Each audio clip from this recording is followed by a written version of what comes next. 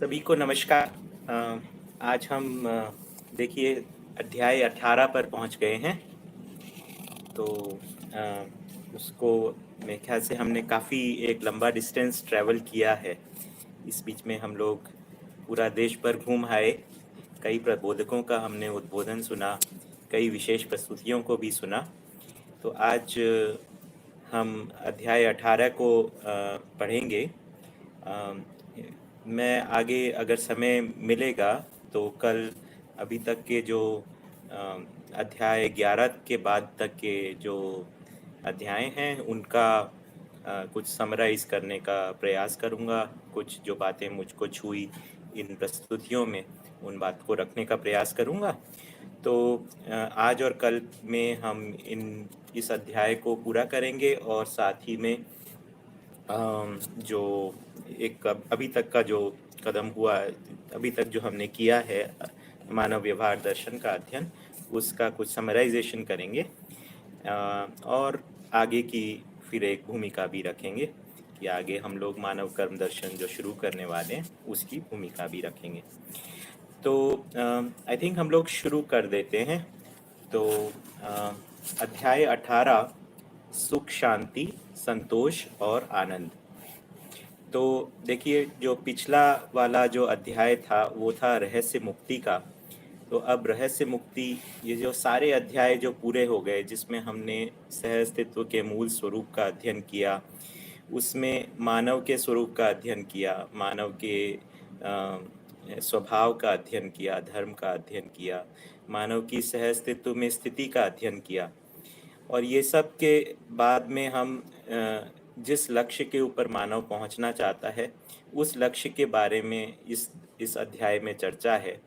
तो मानव का जो अध्ययन किए, जो उसका उद्देश्य ही है कि मानव सुख चाहता है। सुख शांति संतोष और आनंद, सुख की ही चार स्थितियां हैं, जैसा कि हमने पिछले अध्याय में पढ़ा था कि मन और वृत्ति के मध्य में तालमेल का स्थिति का नाम सुख है। फिर उसके बाद वृत्ति और चित्त के तालमेल की स्थिति का नाम शांति है, और चित्त और बुद्धि के तालमेल की स्थिति का नाम जो है वो संतोष है, और बुद्धि और आत्मा के तालमेल की स्थिति का नाम आनंद है। तो पहली अनुभूति है, मानव ने अनुभूति में सुख शांति संतोष और आनंद सहज निरंतरता पाने का प्रयास किया है।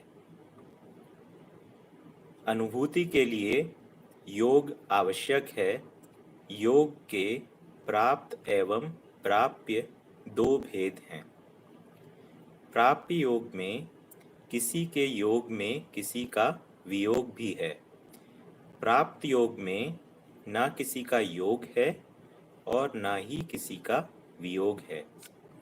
प्राप्ति उसी की होगी जिसका अभाव होगा। प्राप्त योग व्यापक सत्ता से रिक्त मुक्त कोई इकाई नहीं है या क्रिया नहीं है।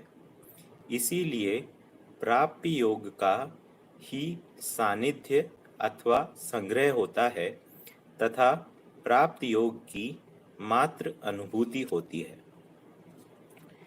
तो इन दोनों सूत्रों को देखेंगे। तो पहला सूत्र तो अपने आप में स्पष्ट है कि मानव ने अनुभव में सुख शांति संतोष आनंद की निरंतरता को पाने का प्रयास किया है। और इसके बाद में जैसा हमने अध्याय 11 में पढ़ा था योग में, कि अनुभूति के लिए योग आवश्यक है और मिलन की योग संज्ञा है। और योग के फिर हमने दो प्रकार देखे थे, प्राप्त योग और प्राप्य योग। तो प्राप्त योग जो है जिसका वियोग नहीं होता है, और फिर उसके बाद में प्राप्य योग जो है वो है जो कि चीज़ों के मिलने से होता है, कि कोई चीज़ किसी से आकर मिलती है तो उसको प्राप्य योग कहते हैं, है ना।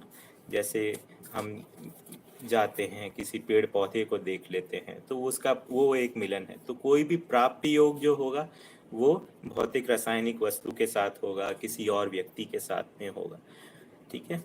तो प्राप्य योग इस प्रकार से सानिध्य और संग्रह होता है। तो जैसे गुरु का भी सानिध्य होता है ना, वो भी एक प्राप्य योग है। और व्यापक सत्ता से प्राप्त योग है। अगला सूत्र पढ़ते हैं। प्राप्त योगानुभूति के लिए सुयोग्य क्षमता, योग्यता और पात्रता ही अधिकार है। ऐसी सुयोग्य क्षमता, योग्यता और पात्रता प्राप्त करना ही इकाई की जागृति का चरमोत्कर्ष है। सुयोग्य क्षमता, योग्यता और पात्रता के लिए सहअस्तित्व में अध्ययन है। अनुभव के लिए मानव ने अध्ययन, प्रयोग, अनुसंधान तथा अभ्यास भी किए हैं, जो मानवीयता और अतिमानवीयता के रूप में परिलक्षित हुआ है। इस दिशा में जागृति का परिचय चैतन्य ज्ञानावस्था के जागृत मानवों में ही पाया जाता है, जो मानव, देव मानव एवं दिव्य मानव के रूप में है। मानव, देव तथा दिव्य मानवों की संख्या वृद्धि के लिए समुचित प्रयोग, अध्ययन, व्यवहार व व्यवस्था के स्तर में एक सूत्रता को अनुस्यूत किया जाना मानव कुल के लिए अति आवश्यक है, क्योंकि ऐसे मानवों द्वारा अपराध या अपव्यय की संभावना नहीं है। तो यहाँ पे बात कर रहे हैं कि प्राप्त योगानुभूति या ब्रह्मानुभूति या सहअस्तित्व में अनुभव, इसके लिए हमें मानव जीवन इकाई में क्षमता, योग्यता, पात्रता को अर्जित करना है ना, तो उससे एक अधिकार बनता है। तो ब्रह्मानुभूति का अधिकार जो है वो किस प्रकार से प्राप्त होगा? तो ब्रह्मानुभूति का अधिकार जो है, यहाँ पे जो मार्ग दिखाया गया है वो मार्ग दिखाया गया कि सह अस्तित्व में अध्ययन पूर्वक ये अधिकार जागृत होता है, अधिकार प्राप्त होता है ना। तो उससे इसको प्राप्त करना ही इकाई की जागृति का चरमोत्कर्ष है। फिर उसके बाद में इसी के एक्सप्लेनेशन में आगे फिर लिखा है कि जागृति का परिचय जो है वो मानवीयता और अति मानवीयता के स्वरूप में होगा। तो मानवीयता तो मानव के स्वरूप में और अति मानवीयता देव मानव और दिव्य मानव के रूप में है। और साथ में इस प्रकार से लिखा कि मानव, देव मानव और दिव्य मानवों की संख्या वृद्धि के लिए, है ना, कि ज़्यादा लोग जागृत हो सके, तो इसके लिए प्रयोग, अध्ययन, व्यवहार और व्यवस्था, इन सब को एक सूत्रित करने की आवश्यकता है ना। इनकी एक सूत्रित करना जो है वो एक अति आवश्यक है, क्योंकि ऐसे जो विकसित मानव है ना, तो ये हमने कई बार कहा है, इस दर्शन में हमने पढ़ा है कि विकसित के ही अविकसित के लिए प्रेरणा देता है और उसको विकसित, उसके सानिध्य में ही अविकसित का विकास होता है। तो अध्ययन विधि में, परंपरा विधि में सानिध्य सामीप्य विधि से ही एक व्यक्ति से दूसरे के जागृत होने की संभावना रखी है। तो उसको हमने प्राप्त योग भी कहा है। तो ऐसे मानवों द्वारा अपराध और अपव्यय की संभावना नहीं है ना। देखिए, अपराध और अपव्यय क्या होता है? अपराध जो होता है वो मानव मानव की परस्परता में होता है। जो सामाजिक स्तर के ऊपर जो सामाजिक नियम का पालन नहीं होता है उसको हम कहते हैं अपराध। यानी कि स्वधन के विपरीत में परधन का जो होता है उसको अपराध कहते हैं, है ना। और परनारी पर पुरुष आचरण को अपराध कहते हैं। क्रूरता पूर्वक आचरण को अपराध कहते हैं। और अपव्यय जो होता है वो भौतिक, रासायनिक। कुछ डिस्कनेक्ट हुआ था शायद, अभी ठीक है क्या? आई थिंक आप मुझे देख पा रहे हैं? कोई एक मैसेज कर देंगे।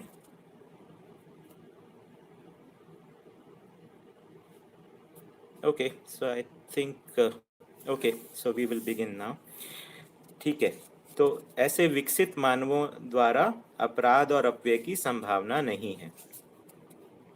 तो इसमें लिखा है अज्ञान, अत्याशा अथवा अभाववश ही मानव अपराध करता है और अविवेकवश ही अपव्यय करता है ना। इसमें अपराध और अपव्यय को आगे और अगले सूत्र में एक्सप्लेन किया है कि क्यों मानव अपराध करता है। एक तो अज्ञानवश करता है, अत्याशा मतलब जिस चीज़ से जिस चीज़ की एक्सपेक्टेशन है उससे ज़्यादा एक्सपेक्ट कर देना। और तीसरा है अभाव या दरिद्रतावश, उससे मानव अपराध करता है ना। तो एक बार एक चर्चा में बाबा जी इस प्रकार से बताए थे, दरिद्रता ही अपराध है और अपराध ही दरिद्रता है। तो मतलब आदमी जो है समृद्ध अगर होता है तो समृद्ध व्यक्ति, समाधान समृद्धि संपन्न व्यक्ति कभी भी अपराध नहीं करेगा। तो इस प्रकार से इस दर्शन में जैसे वो मतलब दरिद्रता को पूजने वाली बात बिल्कुल भी नहीं की है, उसके विपरीत में यहाँ कोई ऐसा बात नहीं करे कि दरिद्र नारायण होते हैं, इस प्रकार की कोई बात इसमें नहीं कही है। दरिद्रता को एक कमजोरी के रूप में बताया है जिसका निराकरण आवश्यक है ना। तो दरिद्रता को अपराध का कारण के रूप में बताया है और समाधान के साथ में दरिद्रता की संभावना नहीं है ना। हम दरिद्र समाधान संपन्न हो और हम दरिद्र हों, है ना, हम दूसरों से प्रमुख अपेक्षा करते हों, तो ये इन दोनों का कोई मेल नहीं है, ठीक। और अविवेकवश ही मानव अपव्यय करता है।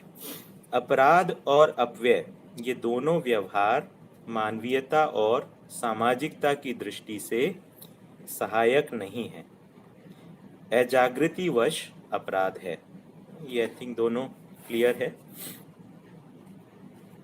मध्यस्थ क्रिया या आत्मा का अध्ययन अनुसंधान पूर्वक प्रस्तुत मध्यस्थ दर्शन का शोध पूर्वक अध्ययन अनुसरण ही एक सूत्रता है।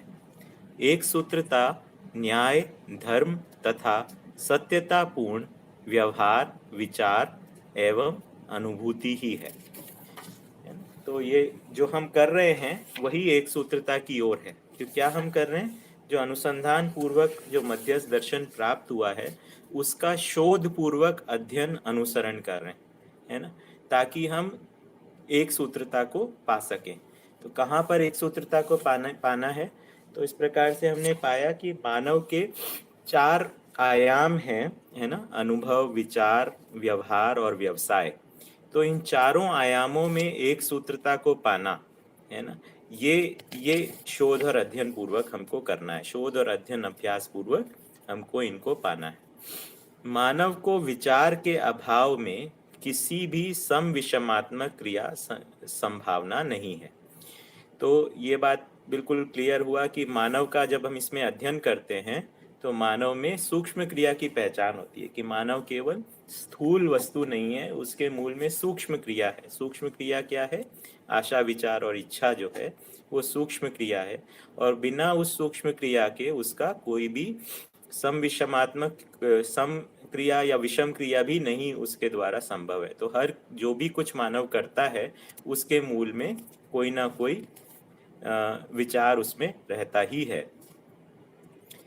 अगला सूत्र है, सत्य पहले से ही प्राप्त सत्ता है जिसकी उपस्थिति जागृति के पूर्व भी पाई जाती है और अंतिम ह्रास भी इसमें ही अवस्थित है। इसी के आनुषंगिक जो अनुभूति है उसे पूर्वानुक्रम की संज्ञा है। ऐसी स्थिति में, ऐसी अनुभूति में ही मानव ने समाधान एवं आनंद की निरंतरता का अनुभव किया है। तो इसमें ये कहा है कि सत्ता जो है वो पहले से ही प्राप्त है, अनुभव कर लेने से सत्ता में कोई परिवर्तन नहीं हो रहा है ना। तो सत्ता की स्थिति यथावत बनी हुई है। तो अजागृत जीवन की स्थिति भी सत्ता की स्थिति यथावत है और पूर्ण जागृत में भी सत्ता की स्थिति यथावत है। विकास किस में हो रहा है या क्षमता, योग्यता, पात्रता किस चीज में अर्जित हो रही है, तो ये पता लगता है इकाई में क्षमता, योग्यता, पात्रता का अर्जन हो रहा है। तो इकाई जो है वो क्षमता, योग्यता, पात्रता को अर्जित करती है। अंतिम ह्रास से लेके ये सारी जो स्थितियां हैं, है ना, वो सभी सत्ता में ही हैं और इसके आनुषंगिक मतलब सत्ता के अनुसार जो अनुभूति है उसको पूर्वानुक्रम कहा है। आत्मा पूर्वानुक्रम मतलब आत्मा के अनुसार जो सारा क्रम जीवन में हो जाता है उसको पूर्वानुक्रम कहा है। और ऐसी जब अनुभूति में मानव ने समाधान और आनंद की निरंतरता का अनुभव किया है ना। तो ये जो सत्ता में जो अनुभव है यही जो है वो बुद्धि को आप्लावित करता है, जो आगे फिर चित्त में स्थिरता को बनाए रखता है, चित्त में जो है शांति और सुख का स्वरूप बनता है और वो जीने में समाधान के रूप में प्रमाणित होता है। मानव में तीनों येषणाएं मानवीय विषय प्रवृत्ति के रूप में स्पष्ट हुआ रहता है ना। दृष्टि न्याय प्रधान, धर्म व सत्य सम्मत रहती है। इनका स्वभाव धीरता, वीरता, उदारता के रूप में पहचाना गया है। ऐसे विषय प्रवृत्ति, स्वभाव व दृष्टि संपन्न मानव को जागृत मानव के रूप में पहचाना गया है। इन्हें सर्वतोमुखी समाधान ही रहता है। उसे क्रियान्वयन करने की स्थिति में येषणाएं विशेषकर पुत्रेषणा वित्तेषणा सीमित क्षेत्रों में व्यक्त करने के लिए व्यस्त रहते हैं। इस विधा में मानव उपयोगी बनी रहती है। इसलिए देव मानव दिव्य मानव के रूप में व्यक्त होना, प्रमाणित होना, आवश्यकता के रूप में होना पाया जाता है। तो इसमें काफ़ी कुछ इन्फॉर्मेशन है इस सूत्र में। तो मानव में जो तीनों येषणाएं हैं, येषणा के हमने पहले पढ़ा था कि 3 प्रकार की येषणाएं होती हैं, वित्तेषणा, पुत्तेषणा और लोकेषणा। तो पुत्तेषणा है जन बल कामना, वित्तेषणा है धन बल कामना और लोकेषणा है यश बल कामना। तो ये जो कामनाएं हैं या येषणाएं हैं ये पूरी तरीके से सामाजिक है ना। मतलब कामना होना या धन की कामना होना या जन की या फिर हमारे साथ और लोग भी हों इस प्रकार की भी कामना करना या संतान की कामना करना, ये एक मानव के लिए सामाजिक बात है। इसके अंदर किसी भी प्रकार की नकारात्मकता नहीं है। तो सामाजिकता जो है वो येषणाओं के साथ में ही है और मानवीयतापूर्ण आचरण जो है येषणाओं के साथ प्रमाणित हो सकता है ना। तो मानवीयतापूर्ण आचरण जो है वो येषणाओं के साथ प्रमाणित हो सकता है। और इसमें जो है दृष्टि जो है यानी विचार में जो दृष्टि है तुलन की, वो न्याय प्रधान रहती है और धर्म और सत्य सम्मत रहती है ना। तो हमने ये बात को पहले अध्ययन किया है कि ये तुलन में न्याय, धर्म और सत्य ये दृष्टियां हैं और प्रिय हित लाभ दृष्टियां हैं। तो अनुभव मूलक विधि से न्याय, धर्म, सत्य दृष्टियां प्रधान हो जाती हैं और प्रिय हित लाभ दृष्टियां उसमें विलय स्वरूप में रहती हैं। और मानव पद में जो स्वभाव है वो धीरता, वीरता और उदारता के रूप में पहचाना गया है ना। तो धीरता की परिभाषा हमने पढ़े थे। धीरता का मतलब है न्याय में निष्ठा और दृढ़ता ना। तो आप देखिए परिभाषा कितनी मतलब एक कुछ नहीं करेंगे है ना। तो निष्ठा भी है और दृढ़ता है ना। तो उसको हम बोल रहे हैं धीरता। फिर वीरता है कि दूसरे को भी न्याय दिलाने में अपनी शक्तियों का नियोजन है ना, वो वीरता हुई। तो अब धीरता के साथ में वीरता हुई मतलब स्वयं स्वयं न्याय में दृढ़ता और निष्ठा को बनाए रखते हुए दूसरे को भी उस स्वरूप में की उपलब्ध करा देने के रूप में वीरता है। फिर तीसरा है उदारता। वो है अब जो हम तन मन धन का जो है वो हम दूसरे के लिए सदुपयोग कर पाए, उसको हम उदारता के रूप में देखते हैं। तो ये मानवीय स्वभाव के रूप में देखा गया है। तो आप ये देखेंगे कि इससे पहले के जो स्वभाव हैं है ना, वो कैसे स्वभाव हैं? दीनता, हीनता, क्रूरता है ना। और उससे पहले जीवों में किस प्रकार का स्वभाव देखा आपने? जीवों का अंदर देखा हमने क्रूर या अक्रूर स्वभाव। उससे पहले पेड़ पौधों में क्या स्वभाव देखा? सारक या मारक स्वभाव। और उससे पहले देखा पदार्थावस्था में संगठन और विघटन स्वभाव। तो देखते हैं हम ये दोनों तीनों अवस्थाओं में, है ना, पदार्थावस्था, प्राणावस्था, जीवावस्था में स्वभाव जो है वो सम विषमात्मक है। उसमें पोलैरिटीज दिखाई देती है। संगठन है तो उसके साथ विघटन भी है ना। सारक है तो मारक भी है, क्रूर है तो अक्रूर भी है। तो उसका उनमें जो संतुलन है वो पोलैरिटीज के साथ में है। और देखिए, जब हम है ना, ये पशु मानव, राक्षस मानव या कि अमानव के स्वरूप में देखते हैं, तो स्वभाव का वहाँ पर हमने देखा ये दीनता, हीनता और क्रूरता है। तो वहाँ पे देखेंगे तो क्रूरता और दीनता जो है वो एक प्रकार से किसी संतुलन को पाने का प्रयास कर रहे हैं। यानी राक्षस मानव क्रूरता प्रधान स्वभाव है और पशु मानव दीनता प्रधान स्वभाव है। तो राक्षस मानव पशु मानव के ऊपर एक प्रकार से शासन कर रहा है। उस विधि से किसी प्रकार से वो संतुलन, उस पोलैरिटीज को या उस ध्रुवों को वो व्यवस्थित करने का प्रयास कर रहे हैं, पर वो हो नहीं पा रहा है। तो भ्रमित स्थिति में दीनता और क्रूरता का के बीच में एक प्रकार से टग ऑफ वॉर सा चल रहा है ना।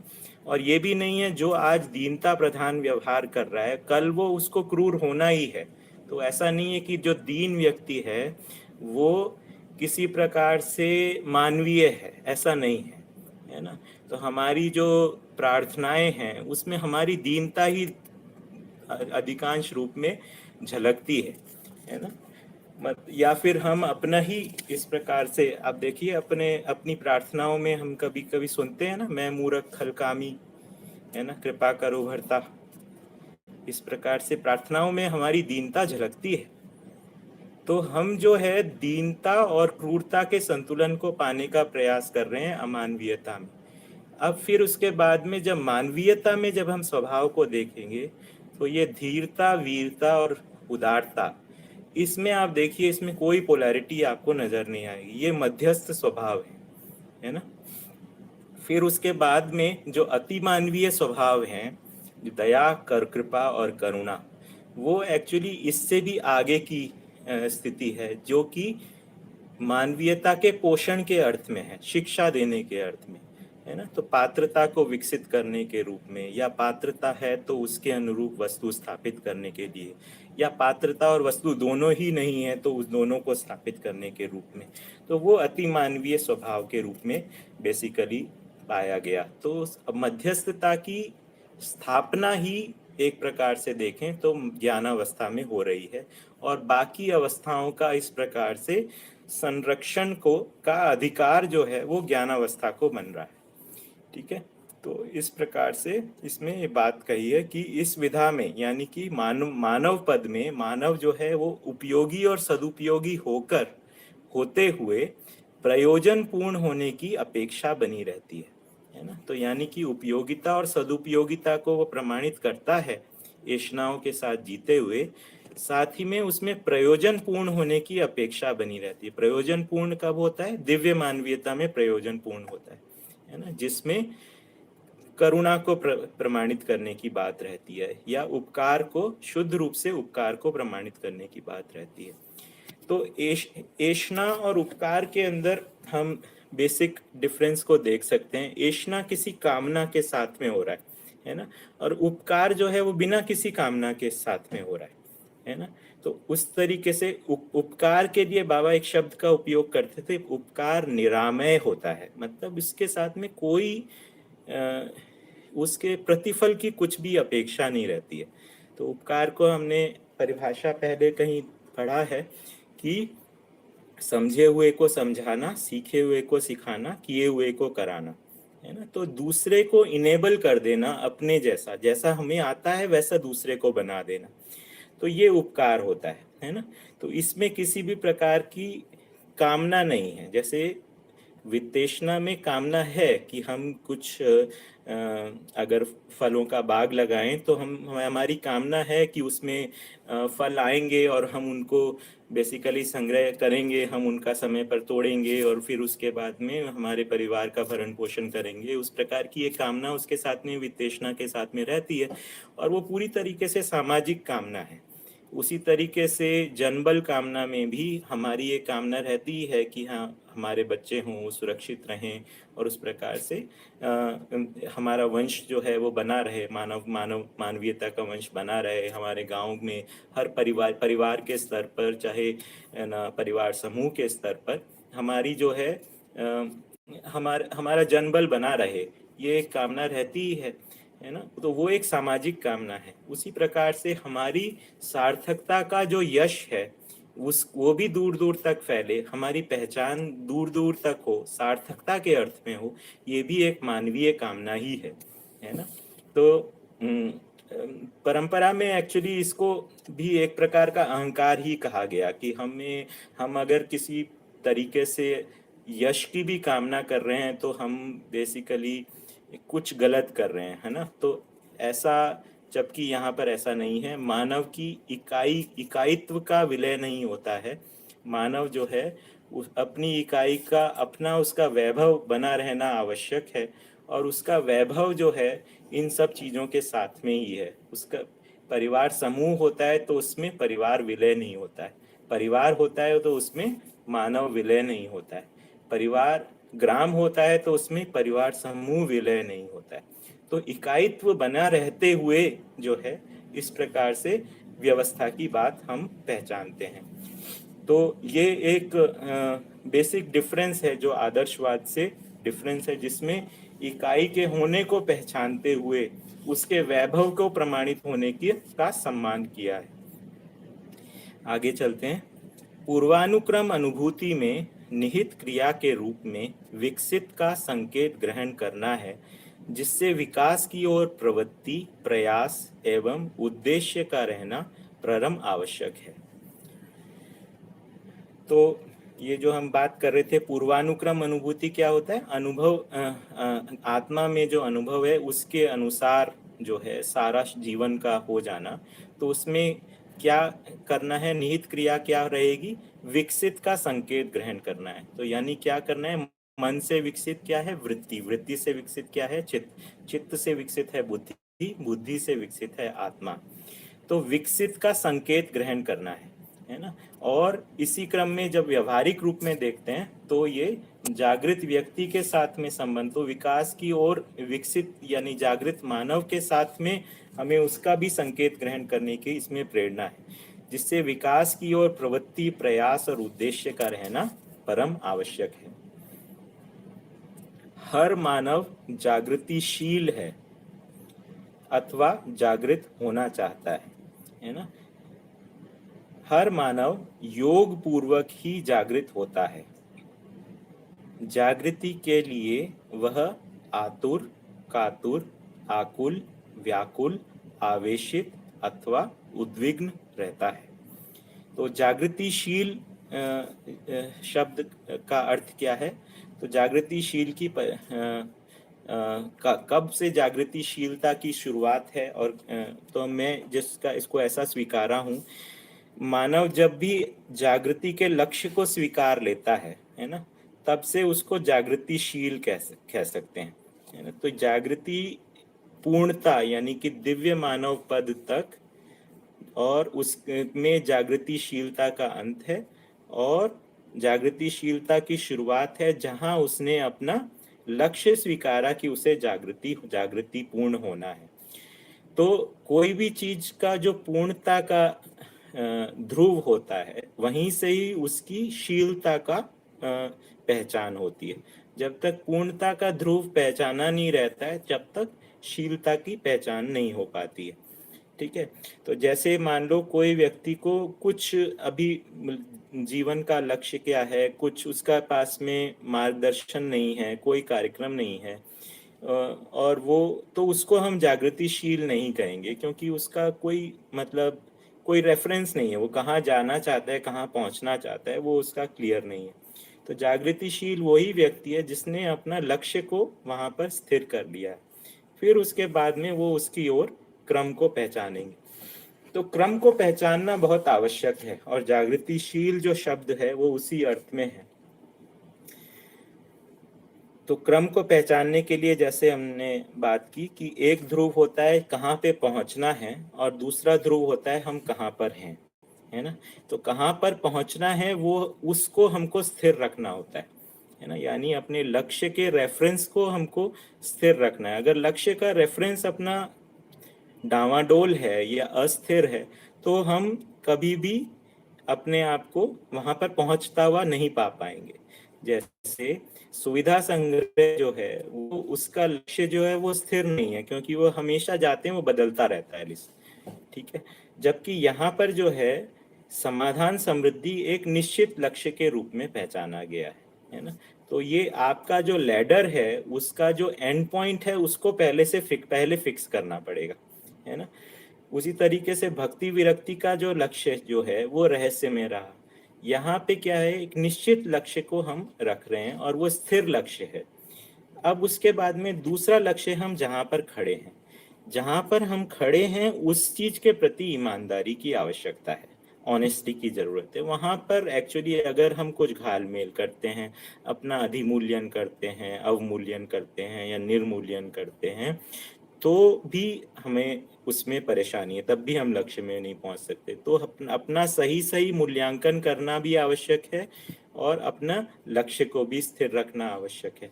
लक्ष्य को स्थिर रखना पहली आवश्यकता है, अपना सही मूल्यांकन दूसरी आवश्यकता है, फिर उसके साथ में प्रयास को जोड़ने की आवश्यकता है, ठीक है। तो इसमें आतुर कातुर आकुल व्याकुल आवेशित और उद्विग्न, ये मतलब ये जो शेड्स जो हैं, है ना, उनको हम आगे इनकी परिभाषा को देखते हैं। बहुत इंटरेस्टिंग है।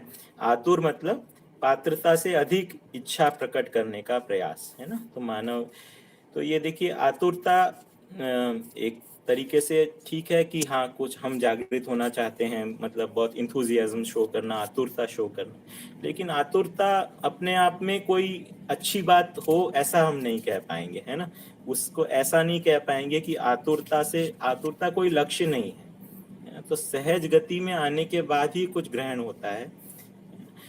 दूसरा कातुरता, वांछित इच्छा पूर्ति के लिए शीघ्रता से कार्यरत होना, जिसमें कुशलता निपुणता पांडित्य का अभाव हो, है ना। कातुर उस व्यक्ति को कहेंगे जो मतलब जैसे मान लो किसी को स्वीकार हो गया, हाँ ये बिल्कुल ऐसे ही जीना है, इस तरीके से ही करना है, लेकिन अभी उसकी योग्यता नहीं है ना। उसके लिए निपुणता कुशलता जो चाहिए वो आपके पास है नहीं, और आप कूद पड़े, है ना। तो उसमें क्या है, उसमें घायल होना होगा ही, है ना। जैसे हम लोग शुरुआत के समय में बाबा जी के पास में जाते थे तो बाबा की बात हमको बहुत अच्छी लगती थी। हम लोग चाहते हैं सब छोड़ो, इस मतलब कूदो, जो भी कर रहे हैं उसको छोड़ो और इसको करो।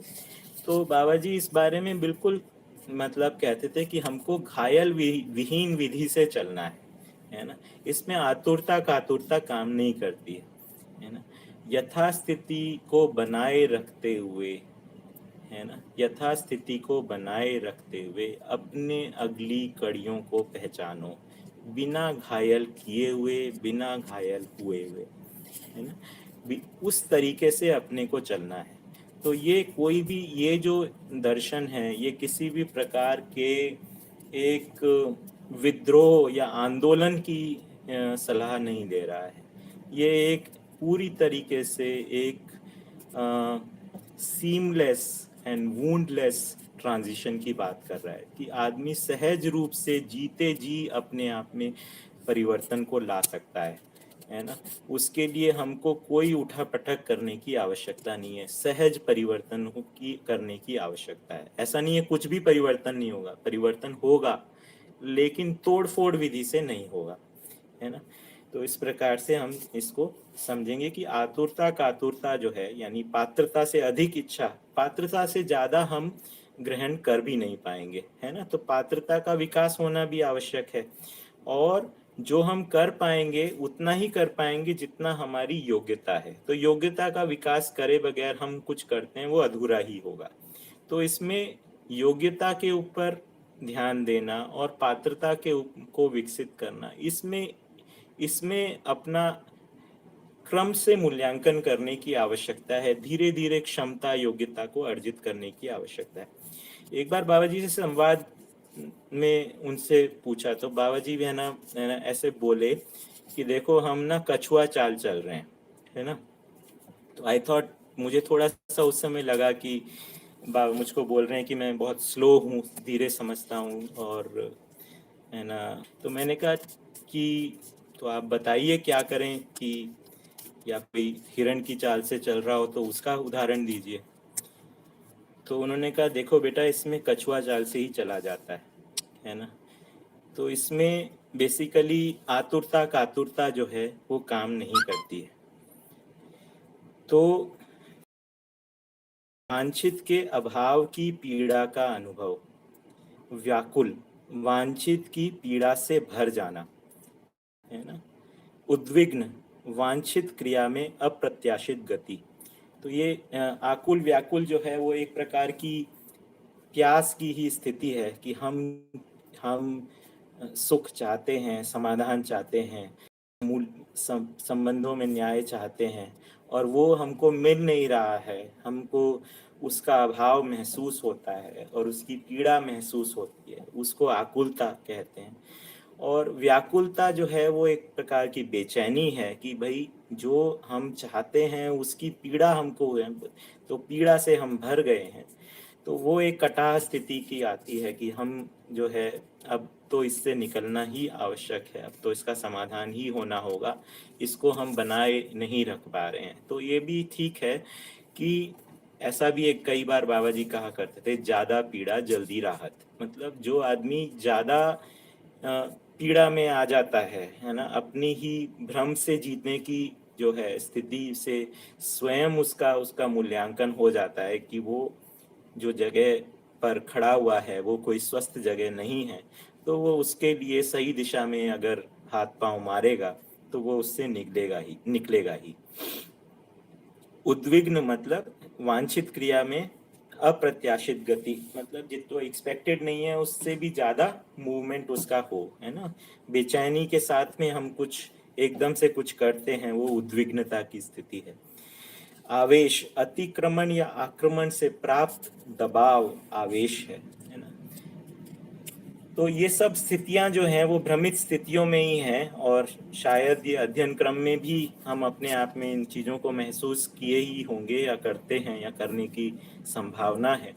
तो इनको सबको सामान्य होने की आवश्यकता है, क्योंकि सहजता की स्थिति में ही अध्ययन हो सकता है ना। ये आवेशित विधि से या आतुरता कातुरता की स्थिति में जो है अध्ययन नहीं होता है। तो बाबा जी ऐसे कहते थे कि मतलब हमको रास्ते के ऊपर चलना है तो पैर से पैर जमा कर चलना होगा। आतुरता करते हैं तो एक तरीके से उस रास्ते पर साबुन लग जाता है, फिर उस पर फिसल जाते हैं। तो इसलिए पैर जमा जमा कर चलने का उन्होंने संदेश अपना दिया है। अगला जो है विधिवत आचरण, जिसमें धर्म नीति और राज्य नीति सम्मत व्यवहार। तो ये हमने अध्याय 16 में अध्ययन किए थे, धर्म नीति और राज्य नीति को।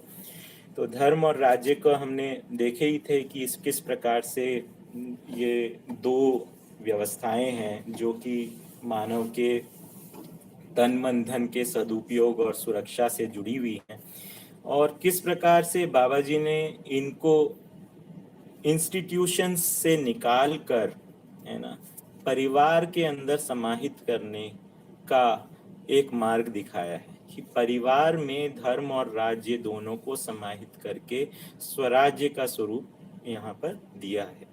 कि धर्म जो है अब वो मंदिरों में ना रहकर धर्म को परिवार में शामिल कर लिया, राज्य को जो है बाहर किसी न्यायालयों और कार्यालयों और है ना, यानी जो लेजिस्लेटिव एग्जीक्यूटिव है ना, ये सब जो होती हैं उनके उनके उन शासन के अंदर स्थान कर देने के स्थान पर परिवार में उनको समाहित कर लिया। तो नीति, धर्म नीति और राजनीति को, ये जो परिवार मूलक स्वराज्य व्यवस्था जो उन्होंने प्रस्तावित की है, उसमें धर्म और राज्य को की जिम्मेदारी जो है वो परिवार विधि से लेने का मार्ग दिखाया है, और फिर परिवारों को सोपानवत व्यवस्थित करने का एक विजन को भी प्रस्तुत किया है। आगे हम इसके बारे में जो अध्ययन करेंगे तब इसके बारे में हम और विशद इसका डिटेल में अध्ययन करेंगे। तो इस सूत्र से हम आगे बढ़ते हैं। थोड़ा सा पानी पी लेता हूँ।